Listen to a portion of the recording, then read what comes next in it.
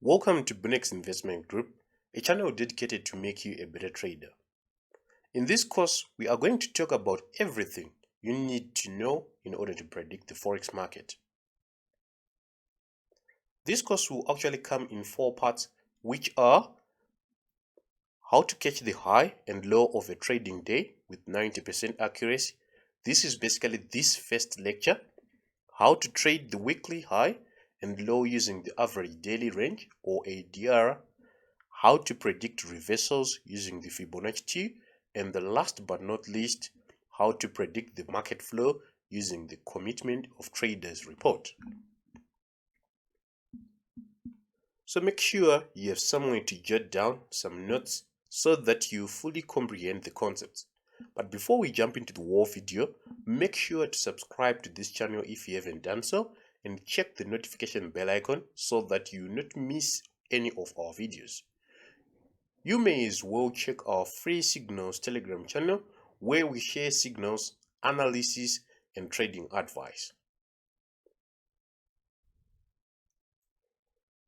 Here are a few important facts that I need to highlight before we go deeper with these concepts.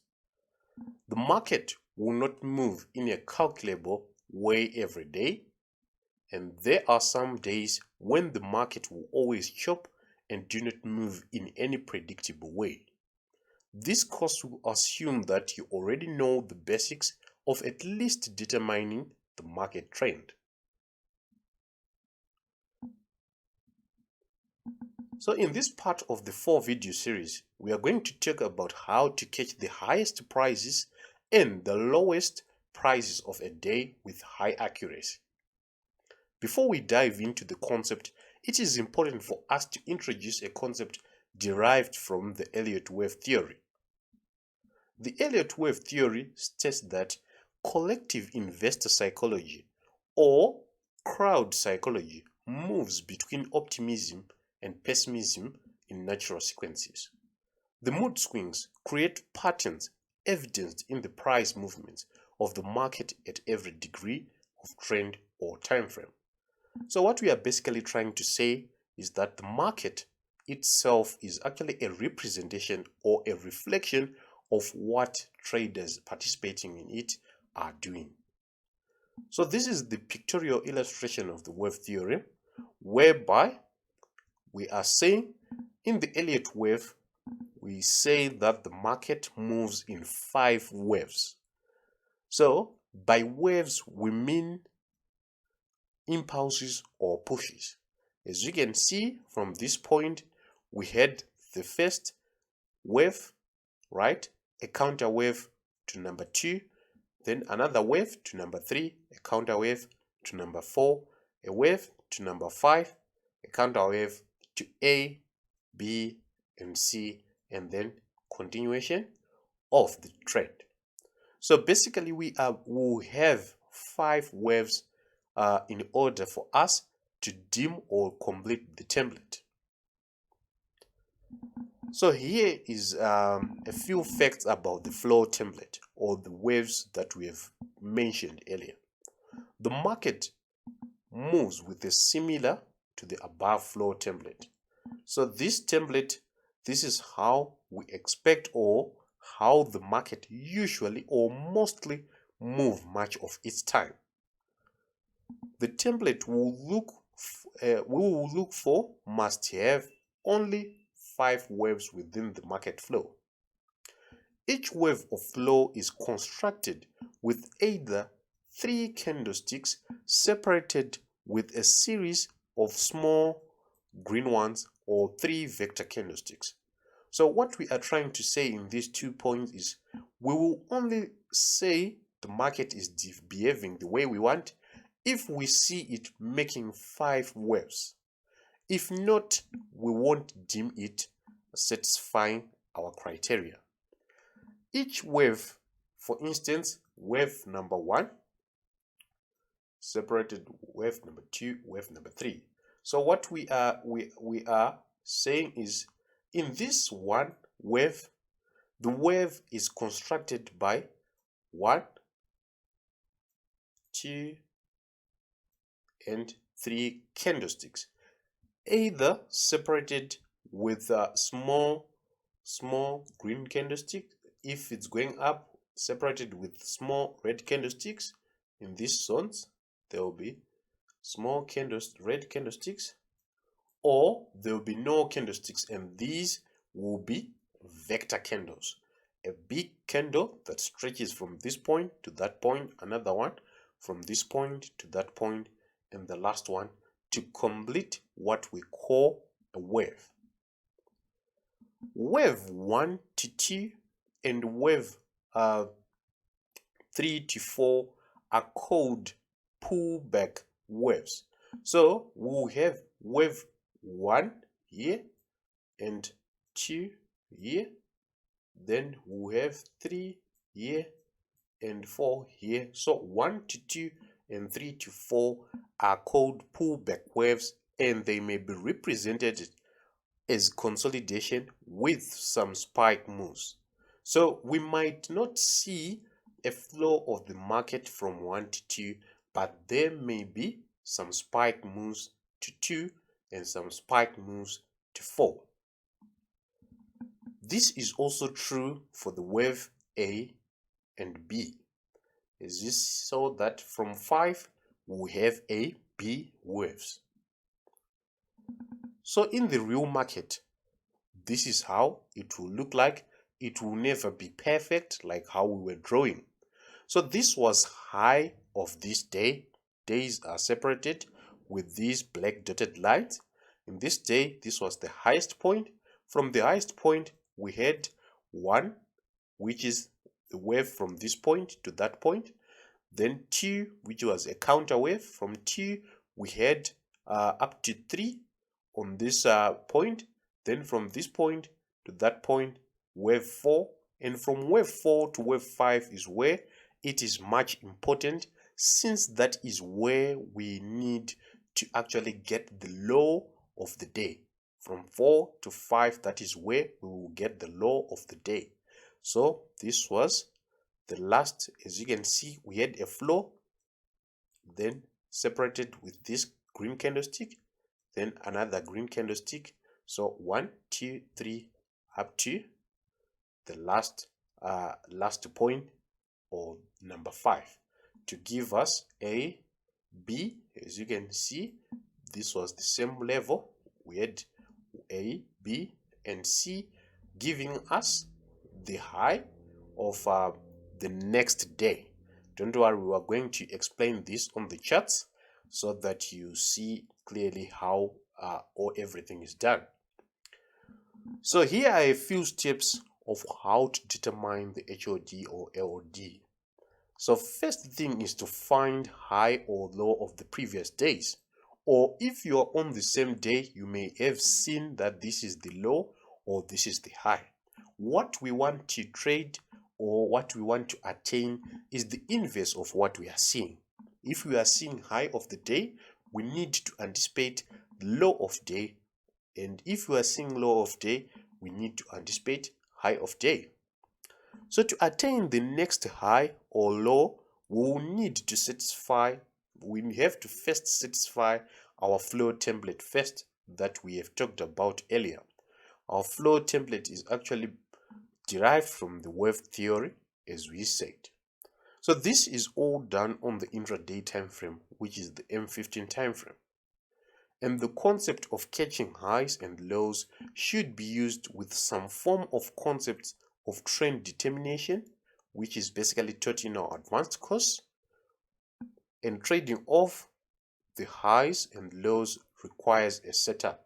After determining that this is the high of day, we need to see a setup on that high. So let's go over the charts and see everything that we are talking about. So our first example is going to be coming from CHF against JPY. So we are going to definitely use all the concepts, and we are going to follow all the steps that we have mentioned when we were on the slides. The first thing is to determine the high or the low of the previous day or the current day that we need to analyze. As you can see from this day, this is the day that we want to analyze first, and you can see that we had our highest point. This was our highest point of this day. And from that highest point, we can see that there was the first wave, which is 1. Then from 1, we had 2. From 2, we had 3. And from 3, we had 4. And after we have 4, it is now important to see the 3 candlesticks separated with green small candles or 3 vector candles to give us the low of the day. So the low of the day that we were now looking for was this second day, and we can see that we had the first, right, small green candles, second small green candles, and then the third, which was, let me try to mark it.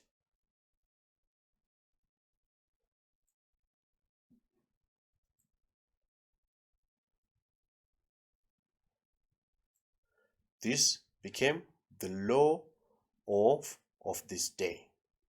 So on this low, we had we were now waiting.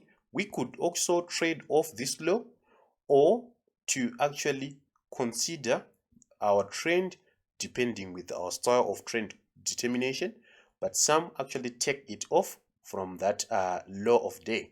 After seeing a low of day, what do we expect? We expect to see A, B, and C moves. However, the market did not give us that A, B, C moves. Therefore, we could actually enjoy this low, but we could not find high of this day due to lack of the A, B, C waves.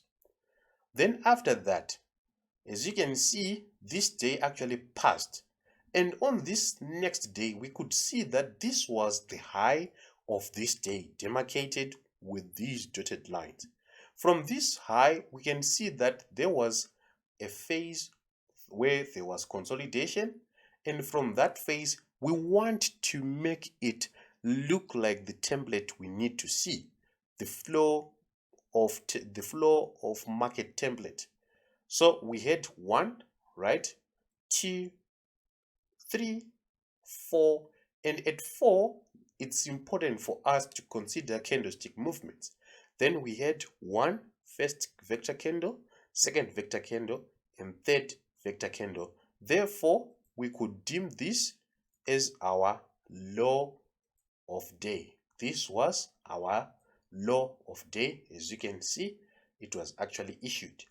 So from this low of day, we are now anticipating or waiting to see the AB move, ABC wave movement. However, the market did not give us a clear ABC movement. Therefore, there was no setup. Then after that, we could see that this was the high of this day. And from that high of this day, there was no flow of market template, right? Therefore, this was no longer valid. From the low, we were also expecting to see a satisfaction of the flow of market template, but it was not issued. Then on this day, we had this high, and from this high, we wanted to see satisfaction again of the flow of market template. We had 1, 2. After that, the market actually came and chopped. Therefore, we had 3 here. There was 3, 4, and at 4, we must see 3 candles or 3 candlesticks separated with small green candles. We had the first drop, a green candle, then another drop, then another green candle, and the last drop. Therefore, this was low of this day. As you can see, from this low, we now had number 5. We could also trade off this low, and from this low, we had number 5, A, B, As you can see, B was actually at this level. We had A, B, right? And B, since B was at this level, we are now expecting C. At B, it's important for us to see 3 vector candles, or 3 candles separated with red candles in this case, for us to reach the high of the day. And as you can see, we had 1, 2, and 3 from the B wave.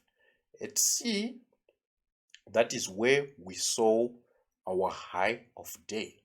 This became our high of day, and we could trade off it. Let's go on another example. This is CAD against CHF, and this time we are not going to have a little bit of backtest, but we are trying to get what is actually moving currently. As you can see, on this day, on this previous day, our low was at this point. From our steps, we can see that this low had a consolidation. We had some consolidations that actually gave us the lowest structure of the previous day. We want to determine the highest point, or the high of this day. How do we do it? We simply try to satisfy our flow of market template. From this point, we had 1, right? A spike candle giving us 2. Then from this 2, we had 3, 4, and from 4 to 5, we need to see 3 candles separated with small red candles. In this case, we had the first one, a red candle, the second one, a red candle, and the last one giving us the high of day. So basically, that is what you'll be doing, and you can use this concept with other trend determination techniques, so that you actually get very, very good setups and very, very good entry points within your trading. So it's actually going to be complemented with the other parts of this course. On that note, we come to the end of this first part. You can ask questions within the comments section, and thank you for watching.